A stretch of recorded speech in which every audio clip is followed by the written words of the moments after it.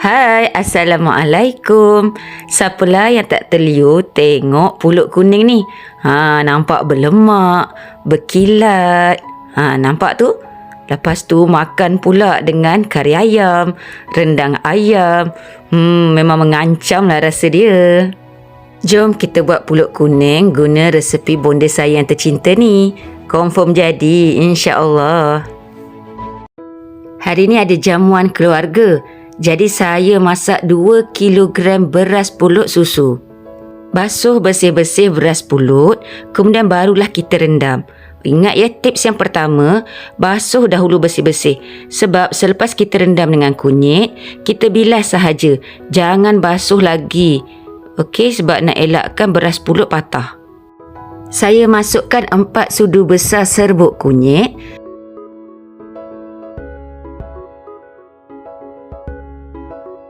Dan juga 3 asam keping. Tips yang kedua, mesti guna asam keping. Okey, nak bagi pulut kita berkilat nanti. Barulah selera nak makan. Asam keping ni tak menjadikan pulut kita rasa masam tau. Masukkan 1 penutup pewarna kuning telur. Okey, kemudian kita kacau sebati. Kita kena kacau ya, supaya warnanya sekata. Rendam selama 3 hingga 4 jam. Ini untuk beras pulut susu ya. Kalau beras pulut biasa, rendam 1 malam. Sekarang kita dah boleh toskan beras pulut kita dan sedia untuk dikukus. Keluarkan asam keping tu ya. Tips yang ketiga, letak jaring yang khas untuk memasak. Okey, boleh juga letak daun pisang ataupun daun pandan untuk elakkan beras pulut kita jatuh semasa memasak. Tips yang keempat ialah pastikan air betul-betul mendidih baru kita kukus. Okey, kukus 25 hingga 30 minit atau hingga masak, guna api sederhana. Seterusnya penyediaan santan. Saya guna 6 cawan santan, diambil daripada 2 biji kelapa. Masukkan 2 sudu besar garam. Kemudian kita masukkan 4 sudu besar gula. Masak sehingga santan mendidih. Saya suka guna santan yang fresh. Okey, untuk lebih terasa lemak santan tu. Alright, dan menjadikan pulut kita berkilat dan juga lembut. Gula pasir juga fungsi dia nak bagi pulut kita berkilat. Nanti kita rasa ya, seimbangkan rasa manis, masin. Okey. Tips yang kelima ialah kita masak santan ni. Sebab apa? Supaya pulut tahan lebih lama. Kalau buat pagi, sampai malam pun masih boleh makan. Kalau kita tak masak, cepat basi tau. Jangan risau nak guna santan. Sebab apa? Ianya banyak khasiat. Dan salah satunya, santan ni dia kaya dengan antioksidan yang mampu melindungi tubuh daripada gangguan radikal bebas serta melambatkan proses penuaan. Oh, lupa nak bagi tahu. Tadi tu saya letak daun pandan di atas pulut ya, kemudian saya kukus nak bagi wangi. Selepas 30 minit, pulut kita dah masak. Saya masukkan di dalam besin. Saya masukkan 5 cawan kepala santan. Nampak tak? Saya ambil di bahagian atas tu. Lapisan yang paling atas tu. Sebanyak 5 cawan. Okey, masukkan ke dalam pulut. Alright. Masukkan sekata. Tips yang keenam ialah kacau pulut dan juga santan ni perlahan-lahan, lebih kurang 8 hingga 10 minit. Masukkan semasa santan tu masih panas dan pulut tadi tu masih panas tau. Sebab senang nak jadikan ia rata dan juga sebati. Pastikan tiada pulut yang berketul. Kalau ada berketul sikit-sikit, okey, bolehlah tekan-tekan sikit, peratakan dia elok-elok.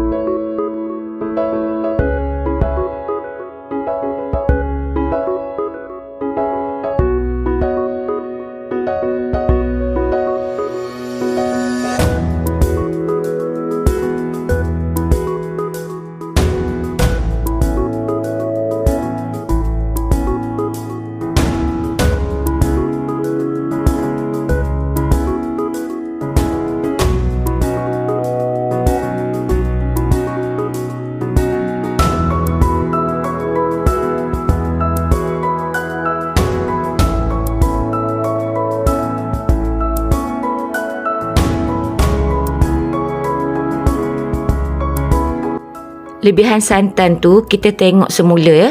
Pulut kita tu dah cukup lembut ke tidak. Okey, kalau kita nak tambah sikit lagi santan pun tak ada masalah sebab ianya bergantung kepada jenis beras pulut yang kita gunakan. Okey.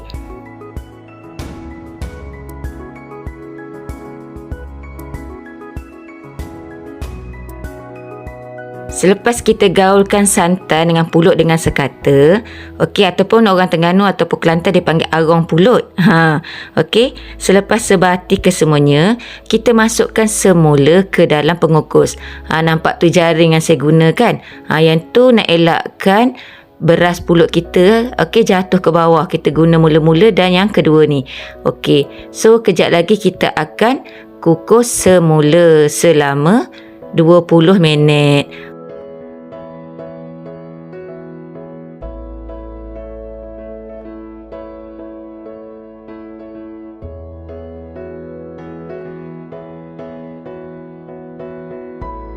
Tips yang ketujuh ialah kenapa kita kena kukus semula? Sebabnya nak menjadikan pulut kuning kita lembut dan juga kembang dengan elok. Tara, dah siap dah pulut kuning kita. Warnanya cantik you all. Okey, dahlah cantik, berkilat. Haish, tak sabar nak rasa ni. Kalau sebelum ini mak kita yang buatkan pulut kuning untuk kita, apalah salahnya kalau kita buatkan pula. Okey, kemudian makan sama-sama. Tentunya ia jadi kenangan yang terindah dalam hidup kita. Jangan lupa cuba resepi padu daripada bonda saya yang tercinta ni. InsyaAllah hasilnya berkilat, lembut dan sangat sedap.